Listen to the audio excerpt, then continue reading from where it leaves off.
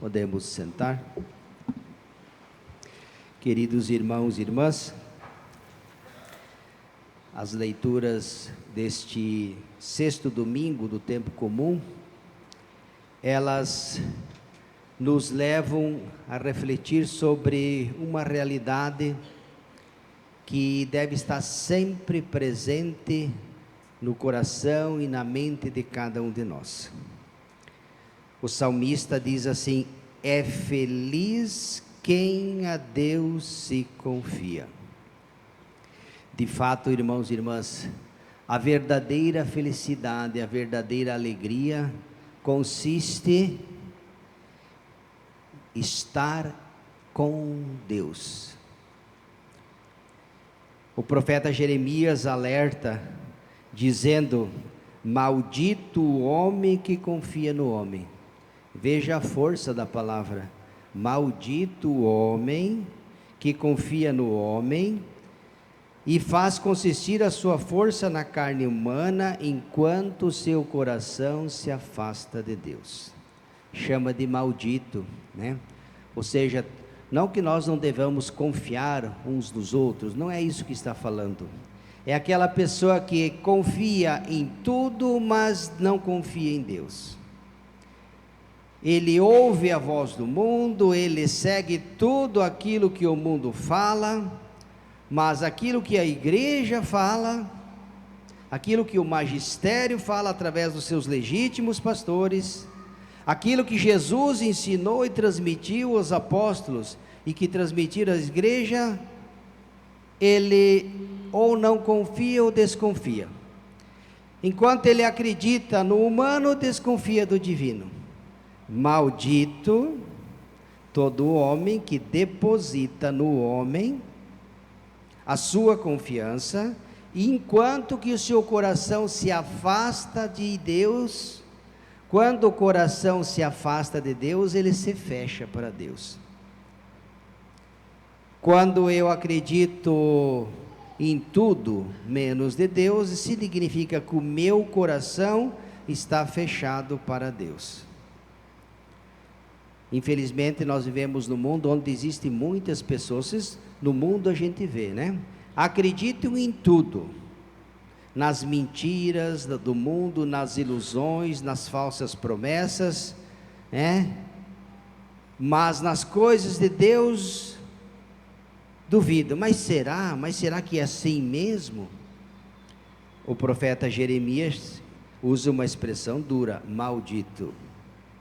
Por outro lado, se tem um maldito, tem um bendito também, não é verdade?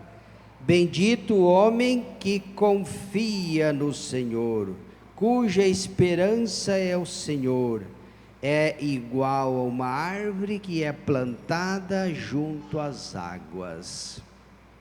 Veja aqui, bendito e maldito.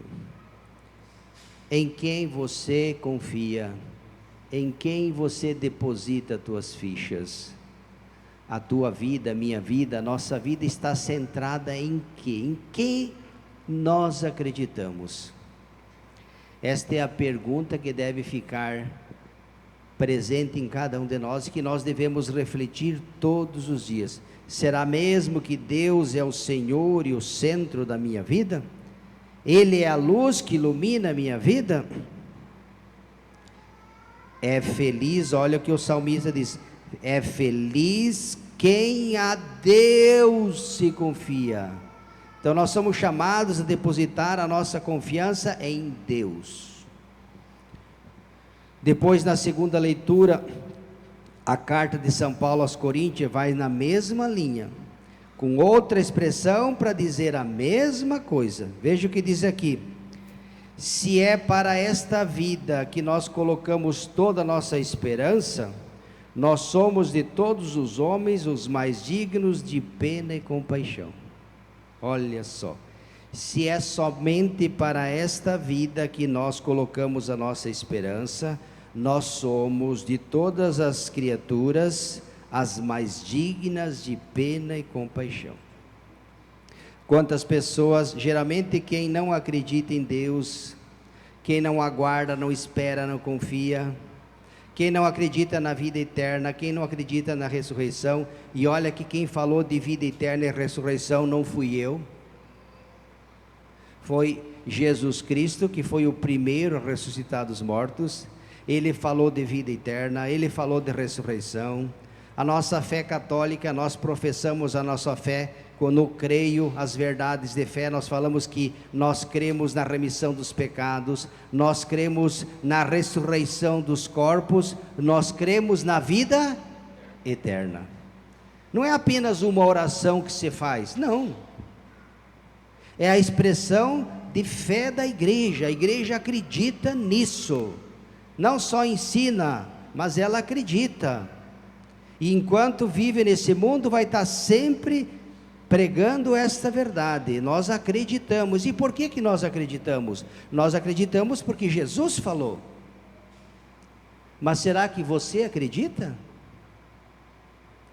Nós vivemos num mundo descrente, corações fechados. Muito embora Jesus, a palavra de Deus diz, a luz veio ao mundo, mas muitos preferem viver nas trevas. O que é viver nas trevas? Se Jesus falou, ensinou e transmitiu ao seu magistério, aos apóstolos, à igreja, por que você não acredita? Onde que está a dúvida? Você acredita nas pessoas lá fora e não acredita nele? Mas que inteligente, parabéns, você é muito inteligente. Você duvida de Deus, mas acredita nas mentiras que o mundo te fala. Olha, que inteligência, parabéns. Eu não, eu prefiro acreditar nele. Sempre, enquanto eu viver, eu vou acreditar naquilo que Jesus falou. E desconfiar de muitas coisas que se falam por aí, para não dizer de todas, mas de muitas, mais de 90%, tá bom? Então é isso, meus irmãos e irmãs, maldito e bendito, se nós vivemos somente para este mundo. Quem não acredita na vida eterna, vive somente para este mundo, uma péssima escolha. Então vamos lembrar que Deus nos fez para Ele. Santo Agostinho dizia, fizesse-nos Senhor para vós, e o nosso coração estará sempre inquieto até não descansar em vós. Nós viemos de Deus, e para Ele nós voltaremos. Dentro de você, dentro de mim, dentro de cada um de nós, existe um desejo natural por Deus. A natureza humana busca, deseja, quer Deus. É inato em nós. E por que isso? Porque Deus nos fez para Ele. Foi Deus quem criou você e eu. A imagem, não foi o mundo nem a sociedade, nem qualquer outra coisa, não. Tudo que existe, só existe porque Deus quis. Se você hoje está aqui nessa igreja, se você vive, porque Deus quis que você vivesse. Então é nele que nós devemos colocar a nossa confiança. Por isso o salmista, é feliz a quem a Deus se confia. E o evangelho vai no mesmo raciocínio, né? Quando fala das bem-aventuranças, falando aqui, bem-aventurados os pobres, né? Bem-aventurados aqueles que têm fome, bem-aventurados aqueles que choram, né? Porque serão saciados, porque serão consolados. Então essas bem-aventuranças significa bem-aventurado é todo aquele que confia em Deus. Pode ser o pobre, o rico, o feio, o bonito.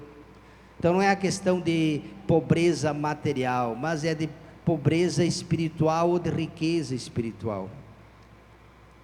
Todos nós somos chamados a confiar, depositar em Deus, o pobre, o rico, o feio, o bonito, todos, né? Mas também tem o alerta, enquanto que tem os bem-aventurados, ai daqueles, né? Ai dos ricos, mas não porque é rico. Atenção aqui, Jesus não está prometendo o paraíso, todos os pobres vão para o céu e todos os ricos vão para o inferno. Não, pode ser que ambos vão para um lado ou para o outro também. Não é a questão de ter dinheiro, né? Diz aqui: ai de vós rico, porque já tendes a vossa consolação. O que significa? É quando que a minha riqueza é apenas os bens que eu tenho. Sabe aquela pessoa que é autossuficiente, ela acha que não precisa de nada nem de ninguém. Às vezes a sensação do poder dá isso, né? Se eu tenho dinheiro, eu tenho tudo. Só que o nosso tudo não é o dinheiro é importante, claro que é. O nosso tudo é Jesus Cristo, e Ele é do rico e do pobre também. Então é nesse sentido que deve ser interpretado. Por isso, ai de vós que agora rides, porque havereis de chorar. Ai de vós que agora tendes em fartura, porque ireis passar fome, né? Ai de vós quando todos vos elogiam, né? Porque foi assim que trataram os falsos profetas. E aqui, para a gente não desanimar, né? O Evangelho também fala para a gente, mesmo quando todos vos insultarem, caluniarem, amaldiçoarem, perseguirem, e mentindo disserem todo tipo de coisa por causa de mim, alegrai-vos e exultai, porque grande será a vossa recompensa no céu.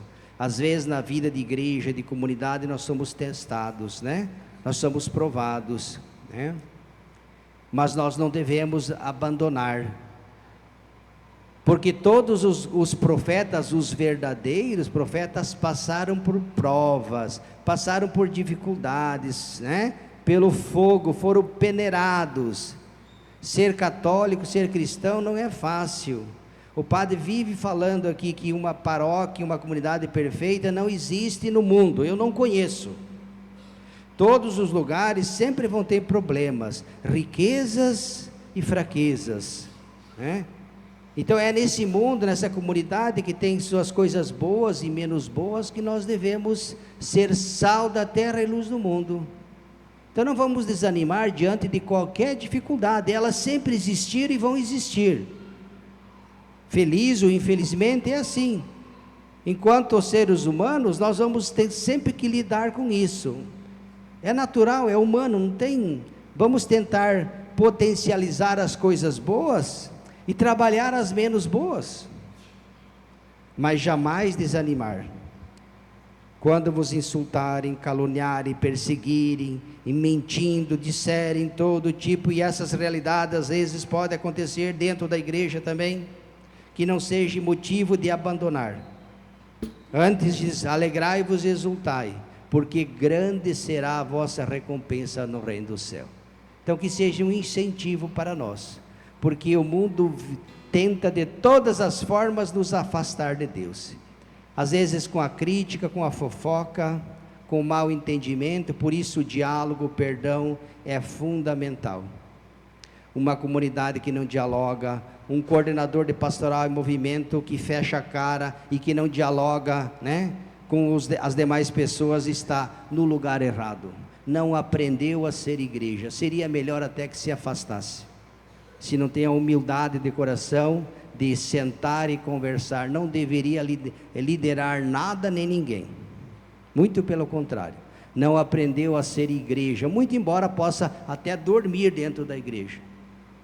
Mas se tem o coração fechado, emburrado, se não é capaz de perdoar, de sentar, dialogar e conversar, repito e finalizo, está no lugar errado e no cargo errado. Louvado seja nosso Senhor Jesus Cristo.